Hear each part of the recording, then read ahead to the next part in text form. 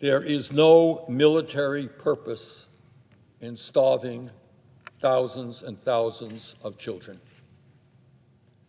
Let us be clear. This is not an effort to win a war.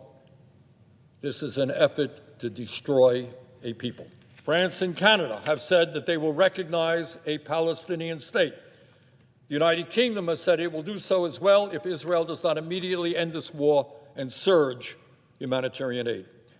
And at the UN last month, 149 countries voted for a ceasefire resolution condemning the use of starvation as a weapon of war and demanding an end to Israel's blockade on humanitarian aid. Further, Mr. President, recent Economist YouGov poll shows that just 15% of the American people support increasing military aid to Israel, while 35% support decreasing military aid to Israel or stopping it entirely. Just 8% of Democrats support increasing military aid to Israel.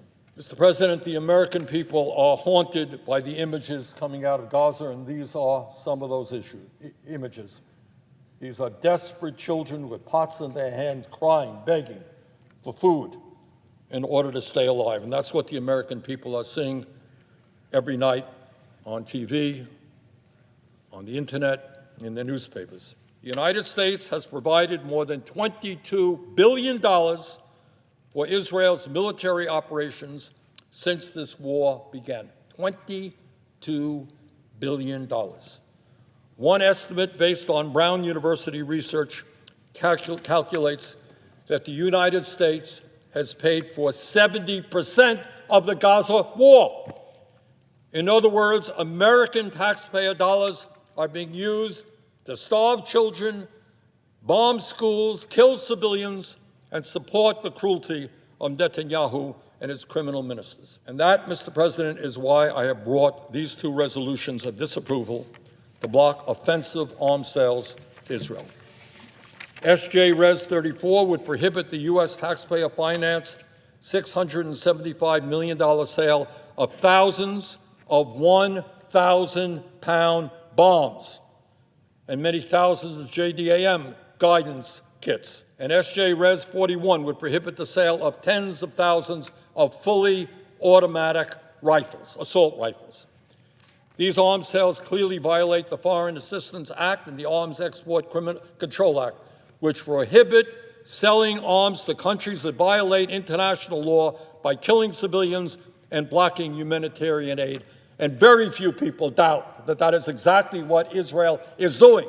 If you want to obey the law, vote for these resolutions. Mr. President, U.S. taxpayers have spent many, many billions of dollars in support of the racist, extremist Netanyahu government.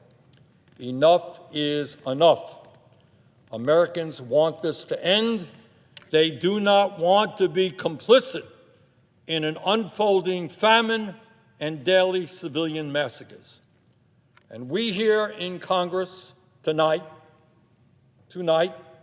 have the power to act. No more talks, no more great speeches, but tonight we have the power to act.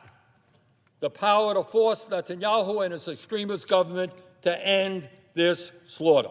The time is long overdue for Congress to use the leverage we have, tens of billions in arms and military aid, to demand that Israel end these atrocities. Thank you, Senator Sanders.